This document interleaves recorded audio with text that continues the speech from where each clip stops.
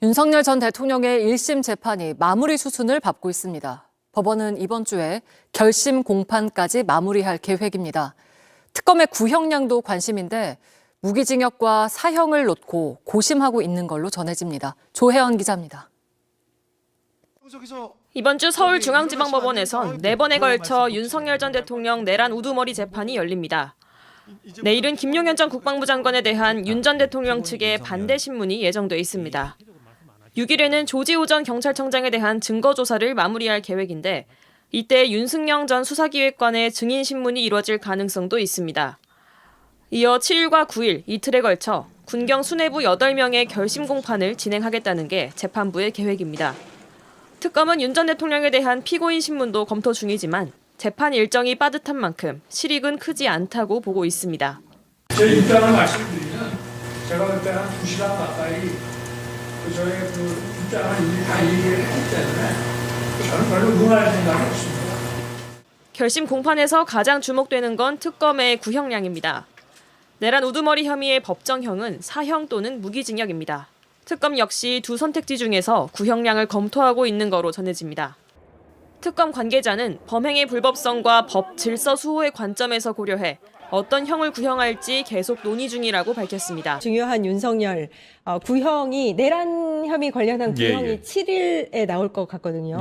요거 관련해서 어떻게 예상하고 계신지부터 여쭐게요. 저는 지금 말씀하시는 분들은 아주 중한 극형을 생각하시는 분들이 많으신 사형. 것 같은데, 예. 근데 사실상 인명살상이 이루어지지 않은 경우에 네. 그 사형 구형이 이루어지는 경우는 많지 않습니다. 그래서 과거의 전례라든가 이런 거에 비춰보면 아마 무기징역이 구형되지 않을까. 사실은 무기 구형 가능성은 아주 어느 때보다도 제일 높은 것 같고요. 아, 그래요? 사실 구형에 있어서는 가장 가능성이 높은 구형을 이야기하라고 한다면 저는 무기징역 구형을 생각하고 있습니다. 예. 그거 좀 아쉬운데요. 그러니까 좀 상징적으로라도 선고는 무슨 무기징역 나온다 치더라도 특검의 구형은 좀 사형했으면 하는 게 국민의 여론이 아닌가 싶은데.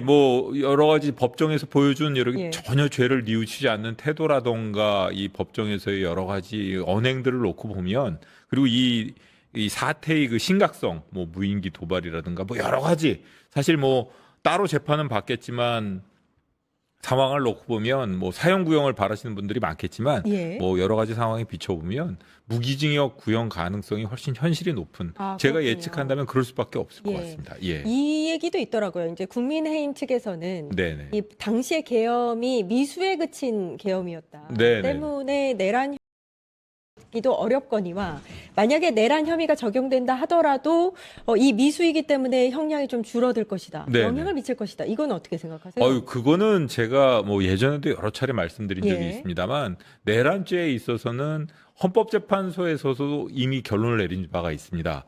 국헌문란의 상태가 발생하면 이미 병력을 투입한 순간 기수에 이르는 거다. 그러니까 기수, 범죄가 성립이 됐기 때문에 더 이상 미수의 개념은 있을 수 없다는 겁니다. 그러니까요. 잠시라도 그런 국헌문란의 사태가 발생하면 곧바로 범죄가 성립하고 더 이상 되돌릴 수 없는 범죄다.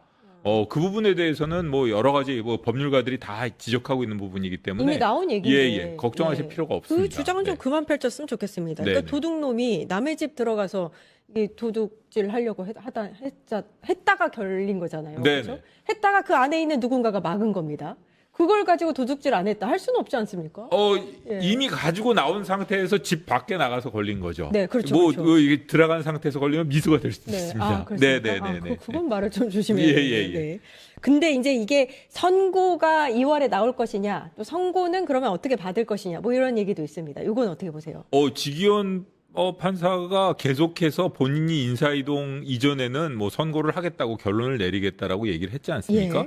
사실상 2월 중에 지기현 부장이 이 사건을 선고하려고 가지 않는다면 본인이 아마 그 부담을 여러 가지 비판을 면하기는 어려울 것이기 때문에 당연히 아마 지기현 부장이 2월 중에 선고를 하고 떠나리라고 그렇게 생각을 합니다. 그리고 2월 중에 선고를 해야 될 것이고요. 사실 지금까지 1년이 넘은 시점에 있어서 아직까지도 내란 사건의 그 주요 본체라고 볼 수 있는 윤석열 씨에 대해서 엄정한 그 법원의 판단이 나오지 않았다는 건 사실 2월이라고 해도 너무 늦지 않겠습니까? 아, 답답합니다. 예. 그렇기 때문에 2월에 꼭 선고해야 될 겁니다. 예. 과거에 이제 우리나라에서 내란이 벌어졌던 게 전두환 사형 선고를 받았던 그 재판. 요게 있습니다. 그래서 이 양형에도 기준이 결국엔 전두환 재판이 될 것이다. 이런 얘기가 있거든요. 네네네. 그 비교는 또 어떻게 해야 된다고 보세요?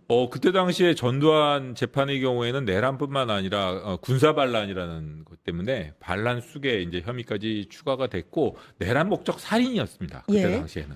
그래가지고 전두환 씨 같은 경우에는 사형, 노태우 씨 같은 경우에는 징역 22년 6월 형은 무기징역이었습니다. 그쵸. 그렇기 때문에 그런 거에 비춰보면 아마 이번 사례에도 사실 사람의 악성은 뭐 누구를 뭐 누가 더 나았다 뭐 이렇게 가르기 힘든 것 같거든요. 다만 이게 그 미수에 그쳤느냐, 그 초기에 됐느냐 안 됐느냐 이런 차이지. 만약의 경우에 조금만 더 그 사태가 이어졌다면 유혈 사태가 발생하고도 남았을 만한 위험한 상황이 아니었나 싶습니다. 그런 점에 비춰보면은 사실은 뭐 사형구형을 말씀하시는 분들의 말도 충분히 일리는 있지만 어찌되었던 사람의 인명살상이라는 결과가 초래되지는 않았기 때문에 무기징역 구형 가능성이 높아 보이고 아마 선고도 저는 선고는 무기징역이 선고될 가능성 최소한 뭐 유기징역이라 하더라도 유기징역 상한이 50년이거든요. 그렇기 때문에 유기징역이 선고된다 하더라도 40년 이상은 선고가 돼야 되지 않을까 이런 생각이 듭니다. 아니 그 각종 무기를 들고 국회로 가서 군인들이 계엄군이었죠.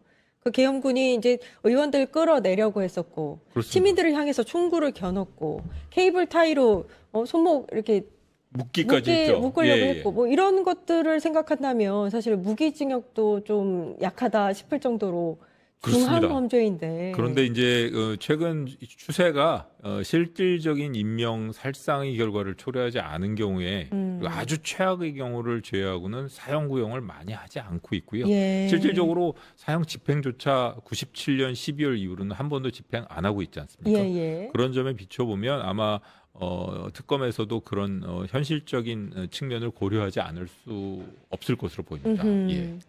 그 개인적으로는 일단 특검이 구형만큼은 사형을 좀 때려줬으면 좋겠다. 국민 법감정이라던가 이런 그 내란으로 인해서 일상이 많이 무너진 그 일반 시민들 입장에서는 당연히 그런 것을 기대하고 있고 저도 뭐 패널로서의 입장이 아니라면 이런 제 나름대로의 사적인 감정은 뭐 여러 가지로 좋죠. 이미 사형을 때리셨습니까? 이미 추방을 하고 뭐 그랬을지도 모르겠습니다. 그러니까 역사적으로 사실 같은 일이 벌어지지 않기 위해서는 좀 그렇습니다. 강하게 좀 처벌을 내려야 될 텐데. 강하게 처벌을 내리고 중요한 것은 그에 대한 엄정한 집행 그리고 뭐 가석방이라든가 특사라든가 이런 운전을 베푸는 경우가 없도록 엄정하게 집행이 되어야 할 것 같습니다. 윤석열의 좀 주장을 한번 살펴보겠습니다. 혹시라도 직위원 재판부니까요. 믿음이 안 가서 윤석열은 아직까지도 이제 처음부터 끝까지 경고성 계엄이었다. 이거는 대통령의 권한이기 때문에 불법 행위가 아니다. 위헌 위법하지 않았다. 뭐 이렇게 주장을 하고 있습니다. 그러면은 뭐 무죄인가요? 뭐 이걸 주장한다는 건데 거기에 대해서는 어떻게 생각하세요? 뭐 대통령이 권한이기 때문에 뭐 어떤 사람들은 대통령이 대통령으로서의 권한을 행사했는데 그게 왜 어떻게 내란이 되거나 뭐 이렇게 문제가 될 수 있냐라고 얘기하는 사람들이 있지 않습니까? 그렇지 않습니다. 민주국가에서는 대통령이라도 하더라도 헌법상 정해져 있는 절차 그리고 그 범위 내에서 권한을 행사해야 되는 것이고 지난 12.3 계엄은 분명히 그런 대통령에게 부여된 그 계엄 선포권을 남용해서 본인을 꾀하려고 했던 행위입니다. 그렇기 때문에 이걸 내란으로 규정하는 것이고 이런 그 친위 쿠데타의 경우에 엄벌한 사례는 과거에 뭐 영국에서 왕을 뭐 이렇게 자리에서 몰아내고 처형한 경우를 뭐 예를 들 수도 있겠지만 뭐 여러 나라에서 이 잘못된 친위 쿠데타에 대해서 엄정하게 처벌했던 사례는 많이 찾아볼 수 있습니다. 그렇기 때문에 그런 주장은 전혀 터무니없는 것이고 본인이 아직도 얼마나 자신의 잘못을 뉘우치고 있지 않은가. 그리고 사실은 범행의 양형 그다음에 그 선고형을 정하는 데 있어서 가장 중요한 것 중에 하나가 범행 이후에 본인이 얼마나 반성하는지 여기도 딸려 있거든요. 아, 중요합니다. 아마 그 점도 뭐 지기현 부장이 정상적인 판단을 한다면 나중에 선고를 할 때 범행 이후의 태도로서 예. 전혀 개전 의정이 없다. 그러니까 쉽게 말해가지고 반성하지 않고 있고 궤변을 여러 가지 궤변을 내세워가지고 계속해서 국민 여론을 분열시키려고 두고 있다. 이런 점에 대해서도 엄하게 꾸짖는 그런 양형 이유로서 열거될 것으로 보입니다. 예. 지난 내란 재판을 보니까 사건들이 좀 병합이 돼서 네네. 그 내란 임무 주요 종사자들이 네. 같이 재판을 받더라고요. 네. 그래서 보니까 김용현, 조지호 등의 7명의 결심 공판도 요 7일 5일, 7일, 9일 잡아놨다고 하는데 네네. 요 7일 날 아무튼 결심 공판이 나을 것 같은데 네네. 요거는 어떻게 보십니까? 그 결심에 이렇게 여러 사건을 하나로 병합한다는 의미는 예. 이 공범들 상호 간에도 이렇게 얼굴을 보는 의미도 있지만 다른 재판에서 각각 증인 신문이 달리 이루어졌지 않습니까? 물론 한 재판부긴 하지만 그런 증거의 인정이라던가 이런 심증의 형성에 있어서 다른 재판에서 이루어졌던 증거 조사라던가 이런 것을 자유롭게 이렇게 활용할 수 있다는 의미가 됩니다. 그렇군요. 그렇기 때문에 사실은 다른 재판에서 나왔던 그런 좀 터무니없고 황당한 얘기라던가 혹은 윤석열 씨 재판에서는 현출되지 않았던 전 확실한 증거라던가 네. 양형 자료라던가 이런 걸 전체적으로 종합해서 중형을 선고하기 위한 태도에서 뭐 그런 생각에서 병합한 것이 아닐까 저는 이렇게 나름대로 추측을 해봤는데요. 그러셨어요? 그렇게 해야 될 것이고 아마 보시면 아시겠지만은 나중에 이 모든 사람들에게 각각의 본인의 역할 분담에 맞는 중형을 선고하기 위해서 각자 당신은 이런 역할을 했으니까 얼마, 이 내란 수괴로서 얼마, 주요 임무 종사자로서 이런 역할을 했으니까 얼마, 이런 식으로 역할 분담에 따른 양형, 선고 형량을 결정하는 데 있어서도 아마 그 재판부가 그런 점까지 고려를 해서 그렇게 병합한 것이 아닌가. 저는 뭐 단순히 일정 때문에 병합을 했나 했는데 그게 아니고 네네. 네, 이 중형을 갖고 있는 중형 혐의를 갖고 있는 이 사람들 중대한 네네. 범죄를 갖고 있는 사람들을 같이 중형을 선고하기 위해서 그렇습니다. 병합을 법리적인 한 측면에서 거다. 증거조사 측면도 있고요. 그다음에 그렇게 하나하나 역할 분담에 맞는 예. 선고 형량을 한꺼번에 쭉 선고하기 위해서라도 오, 예. 그날 아마 그 선고하는 장면 자체도 아마 기업 어느 정도 역사에 길이 남을 장면이 되겠지만 아마 잘 지켜보셔야 될 것 같습니다. 그렇군요. 예, 이거 예. 역사적으로 남죠. 기록이죠, 예, 예, 기록. 예, 그렇군요. 이 내란 재판에서 보니까요. 김용현 같은 경우에는 뭐 여지까지도 그러긴 했습니다만 그 증언하는 내용이 좀 심상치가 않더라고요. 네네네. 끝까지 이제 윤석열을 존경하지 않을 수 없었다. 라든지 뭐 거의 찬양에 가까운 이야기들 이제 민생만 걱정하셨다 뭐 이런 멘트들을 했던 것 같습니다. 이거는 어떤 전략이 있다고 보세요? 저는 어떤 전략이라기보다는 사실은 예. 그런 식의 태도가 본인한테도 그러니까요. 유리한지 의문입니다. 예. 그게 윤석열 씨한테도 당연히 유리하지 않을 것 같고 본인한테도 유리할 것이 전혀 없어 보이는데 아마 본인의 그 잘못을 정당화하기 위한 자기 합리화 그리고 또 어떤 면에서는 무슨 사이비 종교 교주에 대한 무슨 신앙심 비슷한 맞습니다. 모습을 보이고 예, 있는데 예.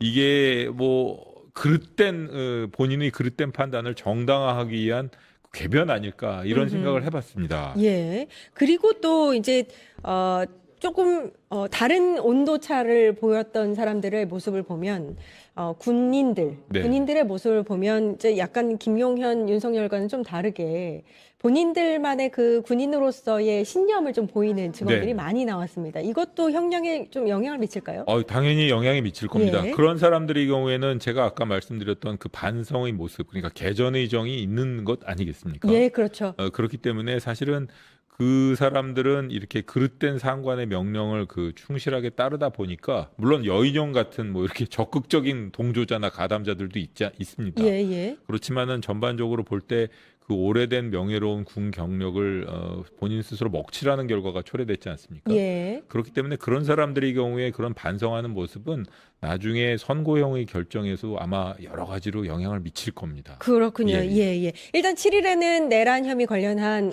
첫 번째 이제 구형이 나올 거고요. 네네. 16일에 체포방해 혐의 관련한 예. 이제 선고가 됩니다. 네네. 박대현 부장판사. 요거는 특검이 10년을 구형을 했었는데 네네. 선고는 어느 정도 나와요? 저는 그 체포방해가 단순한 체포방해가 아니고요. 이게 합법적으로 발부된 영장에 대해서 대통령이라는 사람이 본인이 그 가지고 있는 권한 뒤에 숨어서 국민을 상대로 어떻게 보면은 이 권력을 남용해라 했던 거 아니겠습니까? 예. 그리고 아까 제가 보니까 그게 뭐 이렇게 그 허위공문서 작성이라던가 직권남용이라던가 여러 가지가 다 병합되어 있는데 제 생각에는 뭐 5년 이상의 선고형은 뭐 당연히 기대를 해보고요. 그 재판부에서 진행한 이런 그 여러 가지 재판하는 모습이라던가 이런 걸 비춰보면은 전반적으로 한 7년 정도 선고하지 7년 않을까. 정도? 예, 예.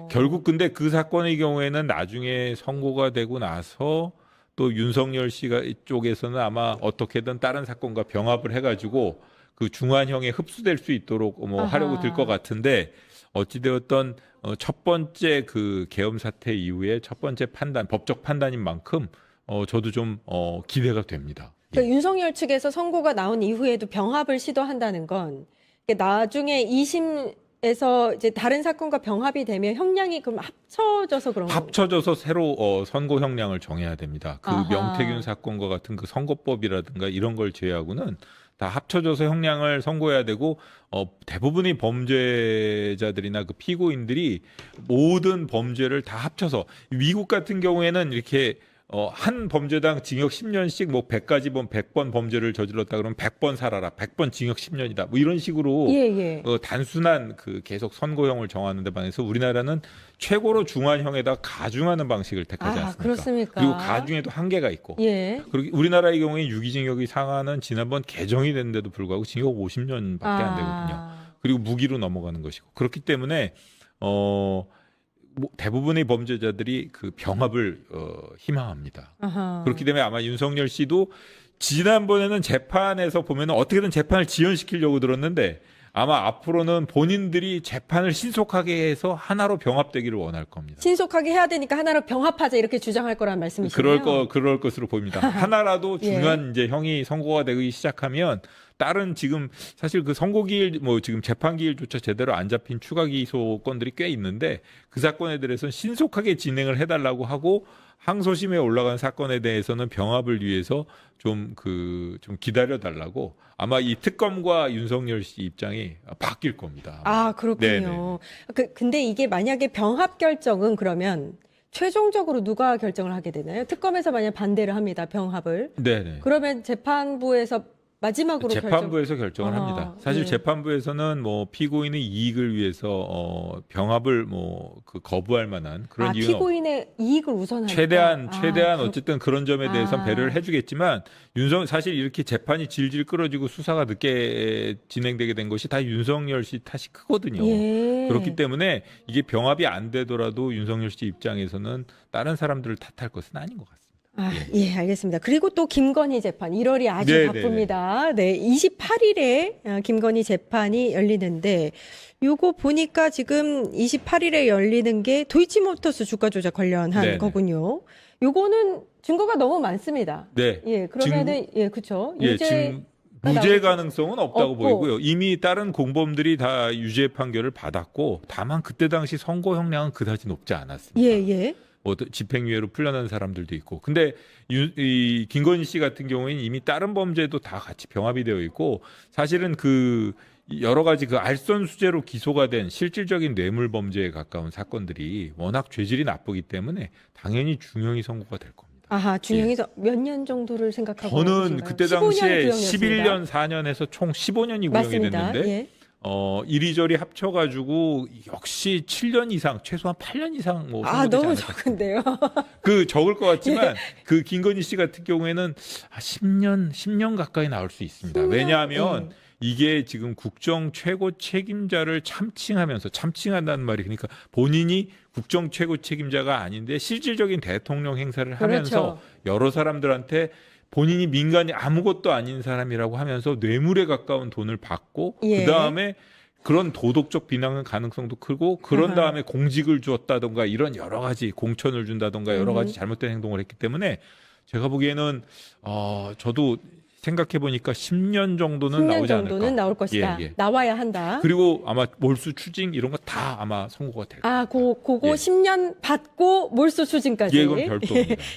근데 일단 김건희 씨가 받는 그 재판이 요것뿐만이 아니라 여러 가지가 있어요. 뭐 통일교 관련한 것도 있고 뭐 금품 수수 혐의, 금거북이 같이 예. 이런 것도 있기 때문에 그렇게 되면 그거는 각각의 형량으로서 적용이 되는 거겠죠. 추징의 경우에는 뭐 그런 예. 받은 금품 같은 경우에 몰수 추징 경우에는 다 당연히, 추징이 되니까 네, 추징이 추징해야 되는 되고. 것이고 현물이 있는 반클립 화폐 뭐 이런 거 같은 게 다 추징이 되는 압수고, 것이고요. 예. 예. 그 선고형은 전체 같이 기소된 것의 경우에는 전체적으로 이 선거법 있지 않습니까? 명태균 사건. 예. 그거에 대해서는 따로 형을 정해야 됩니다. 선거법의 경우에는 100만 원 이상만 선고를 받아도 선거권, 피선거권이 박탈되기 때문에 이게 선거법 위반으로 100만 원 이상을 선고받았다는 걸 표시하기 위해서 별도로 형을 정합니다. 예. 그렇기 때문에 그 부분에 대해서는 당연히 이제 따로 선고가 될 수 있을 것 같고요. 예. 근데 이 정치자금법 위반이라 가지고 또 어떨지 모르겠는데 어찌되었든 간에 그 부분에 대해서는 따로 형이 선고가 될 것이 같고요.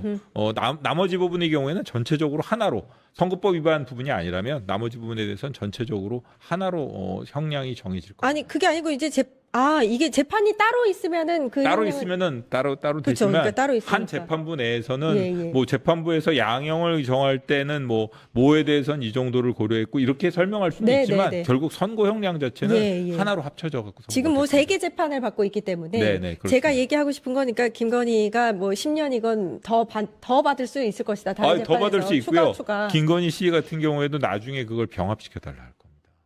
최대한 병합시키고. 그것만큼은 막아야 되겠네요, 또. 예. 그것만큼 막아야죠. 그 다음에 윤영호, 권성동, 통일교 관련한 재판 또 받고 있고, 네네네. 28일에 똑같이 선고가 나옵니다. 네네네. 요것도 이제 권성동 같은 경우에는 이목이 집중이 될 텐데, 1억 수수 혐의. 예. 요거는 의원직 박탈형까지 나오겠죠? 그거는 유무죄 판단에서만 유죄 판결이 선고가 된다면 예. 당연히 그 1억 수수라는 것은 아주 죄질이 나쁜 거거든요. 그럼요. 그렇기 때문에 그 부분에 대해서는 그리고 사실은 여러 가지 상황상 아주 죄질이 나쁜 좋지 못한 금품 수수 행태에 속하기 때문에 에서는 중형이 선고될 겁니다. 예, 이미 뭐 증거도 차고 넘치는 상황이고요. 구속까지 됐고 뭐 그런 사안이기 때문에 이게 결코 실형 선고될 겁니다.